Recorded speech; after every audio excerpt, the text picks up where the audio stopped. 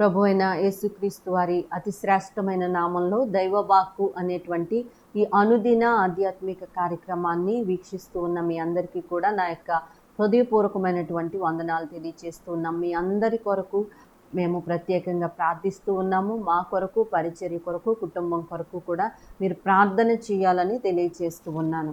ఈ దినము కొరకు ఒక వాక్య భాగాన్ని మనం చదువుకుందాం. 115వ కీర్తన 14వ వచనం. యెహోవా మిమ్మును మీ పిల్లలను వృద్ధి పొందించును. భూమి ఆకాశములను సృజించిన యెహోవా చేత మీరు ఆశీర్వదింపబడిన వారు.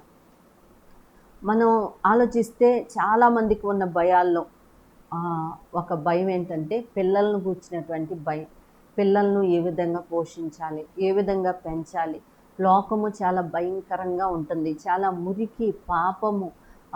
మరి చూడండి, ఈ సెల్ ఫోన్ ద్వారా మనము వాక్యాన్ని అందిస్తున్నాం. ఇదే సెల్ ఫోన్ ద్వారా చాలా భయంకరమైనటువంటి కార్యాలు కూడా మరి వీక్షించి నాశనానికి వెళ్ళే వారిని కూడా మనం చూస్తూ ఉన్నాం.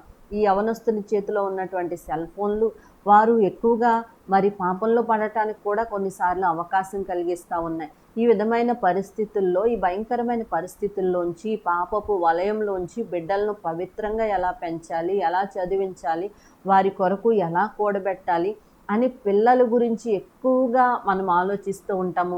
ఎక్కువగా వారి కొరకు మనం భయపడుతూ ఉంటాము. అయితే దేవుడు మనకిస్తున్నటువంటి వాగ్దానం ఏంటంటే, యెహోవా మిమ్మును మీ పిల్లలను వృద్ధి పొందించును అని వ్రాయబడి ఉన్నట్లుగా మనం చూస్తూ ఉన్నాం.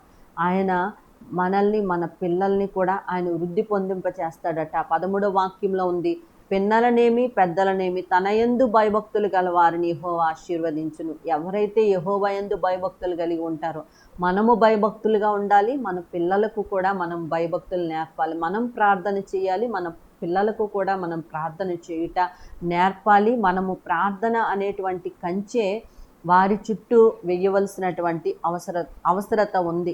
మరి యోబు గారు అరుణోదయమున లేచి మరి బిడ్డల కొరకు మరి బలులు అర్పించినట్లుగా మనం వాక్యంలో చదువుతున్నాం. కాబట్టి మనము ఉదయకాలము వారి కొరకు ప్రార్థించేటువంటి వారుగా ఉండాలి. ఇంకా మనం చూస్తూ ఉన్నప్పుడు ద్వితీయోపదేశ కాండము 6వ అధ్యాయము 7వ వచనంలో ఈ విధంగా వ్రాయబడి ఉంది. ఏమని అంటే, మరి ద్వితీయోపదేశ కాండము 6వ అధ్యాయము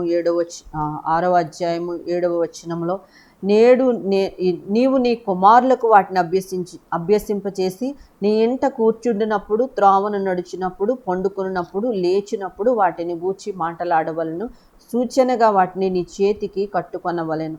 ఇక్కడ వ్రాయబడి ఉంది కదా, నీవు నీ పిల్లలకు మరి ఏ మాటలైతే నేను ఆజ్ఞాపిస్తున్నానో ఆ మాటలు వారికి అభ్యసింప చేయాలంట. ఇంట కూర్చున్నప్పుడు, నడిచినప్పుడు, పండుకున్నప్పుడు మరి వాటి గురించి మనము పిల్లలతో మాట్లాడుతూ ఉండాలని దేవుని యొక్క వాక్యము తెలియజేస్తూ ఉంది. చాలామంది పిల్లలతో ఏం మాట్లాడతారంటే, మరి పక్కింటి వాళ్ళు ఏదో మాట్లాడుకుంటున్నారు కదా, ఏం జరిగింది, ఏం మాట్లాడుకున్నావు, ఏం విన్నావు, వాటిని గూర్చి ఆరాలు తీస్తూ ఉంటారు. లేకపోతే మీ ఇంట్లో ఏం జరుగుతుంది అని పిల్లల్ని గూర్చి ఆరాలు తీసే వాళ్ళని కూడా మనం చూస్తూ ఉంటాం. ఆ మాటలు కాదంట, పిల్లలతో మనం పడుకున్నప్పుడు, నడిచినప్పుడు వాక్యం కొరకు మాట్లాడాలి అని దేవుని యొక్క వాక్యము తెలియజేస్తూ ఉంది. కాబట్టి పిల్లలకు ప్రార్థన అనేటువంటి మరి కంచి వేయండి.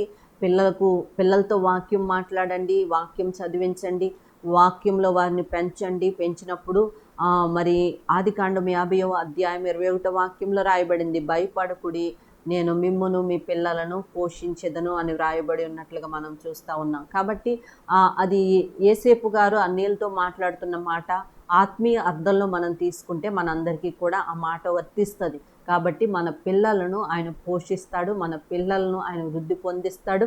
కాబట్టి విశ్వాసంతో ఉన్నతమైన భవిష్యత్తు కొరకు, బిడ్డల కొరకు మీరు ప్రార్థన చేయండి.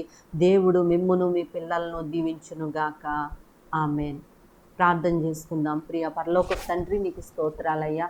ఈ వాక్య భాగాలు వింటున్న ప్రతి ఒక్కరిని మీరు జ్ఞాపకం చేసుకోండి ప్రభా. తల్లిదండ్రులుగా మా అందరిలో ఉన్న భయం ఏంటంటే, పిల్లల్ని మేము మంచిగా పెంచగలమా, పిల్లలు వారి చదువులో సక్సెస్ అవుతారా అని చాలామంది ఆలోచనలో ఉన్నారయ్యా. కొంతమంది పిల్లలు తల్లిదండ్రులు విడిచిపెట్టి ఎక్కడెక్కడో దూర ప్రాంతాల్లో హాస్టల్స్లో ఉన్నారు ప్రభువా. నాయనా, వారిని తల్లిగా తండ్రిగా ఆదరించమని నీ సన్నిధిలో ప్రార్థన చేస్తూ ఉన్నాను యేసయ్య. నాయన వారి జీవితాలు బాగుండాలని ఎక్కడెక్కడో దూర ప్రాంతాలకు వారిని పంపిస్తూ ఉన్నారు. అక్కడ కూడా వారు పవిత్రమైన జీవితం జీవించటానికి, నీ కట్టడలో నడవటానికి సహాయం చేయండి. తల్లిదండ్రులు ఎంత కష్టపడుతున్నారో ప్రభువా గ్రహించి పిల్లలు మంచిగా చదువుకుని నీ మార్గంలో నడవటానికి సహాయం చేయండి. నాయన తండ్రి, ఈ దినము నాయన పిల్లలందరి కొరకు ప్రార్థిస్తూ ఉన్నాను. పిల్లలందరినీ దీవించండి, ఆశీర్వదించండి. మంచి ఉన్నతమైన భవిష్యత్తులు వారికి దయచేయమని నీ సన్నిధిలో ప్రార్థిస్తూ ఉన్నాను. తల్లిదండ్రులకు నాయన పిల్లల గురించి ఉన్న భయములన్నీ మీరు తీసివేయండి. ఈ వాక్యపు వాగ్దానాలు పట్టుకుని వారు నిశ్చింతగా ఉండినట్లుగా సహాయం చేయమని యేసు దివ్యనామాన్ని అడుగుచున్నాము తండ్రి. ఆమేన్.